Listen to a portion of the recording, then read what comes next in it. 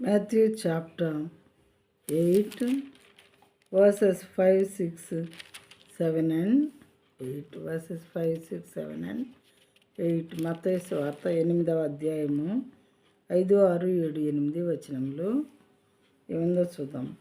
When he entered Capernaum, a centurion came forward to him, appealing to him, Lord, my servant is lying paralyzed at home, suffering terribly. And he said to him, I will come and heal him. He అంటే ఇక్కడ దేవుడు. And he said to him, I will come and heal him. But the centurion replied, Lord, I am not worthy to have you come under my roof. But only say the word, and my servant will be healed. తెలుగులో ఈ వాక్యం చూద్దాము. ఆయన కపెర్నహూములో ప్రవేశించినప్పుడు ఒక శతాధిపతి ఆయన యొద్దకు వచ్చి, ప్రభువా, నా దాసుడు పక్షవాయువుతో మిగుల బాధపడుచు ఇంటిలో పడి ఉన్నాడని చెప్పి ఆయనను వేడుకొనెను.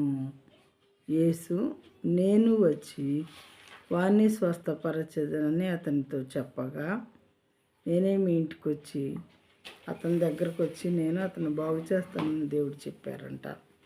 చెప్పినప్పుడు ఆ శతాధిపతి ఏమంటున్నాడో చూడండి. ప్రభువా, నీవు నా ఇంట్లోనికి వచ్చుటకు నేను పాత్రుడను కాను. నీవు మాట మాత్రము సెలవిమ్ము, అప్పుడు నా దాసుడు స్వస్థపరచబడును అంటూ ఉన్నాడు. ప్రియమైన వాళ్ళారా, అంటే ఏంటి? తను తగ్గించుకుంటున్నాడు. ఇక్కడ దేవుని హెచ్చిస్తూ ఉన్నాడు. అయ్యా, మీ అంతటి వాళ్ళు రావటానికి నా ఇల్లు నేను యోగ్యమైన వారము కాము. మరి పరిశుద్ధుడు అని మీరెక్కడ? మరి అపవిత్రులమైన మేమెక్కడ? మా ఇంట్లోనికి మీరు రావటానికి మరి తండ్రి ఏమంటున్నాడు?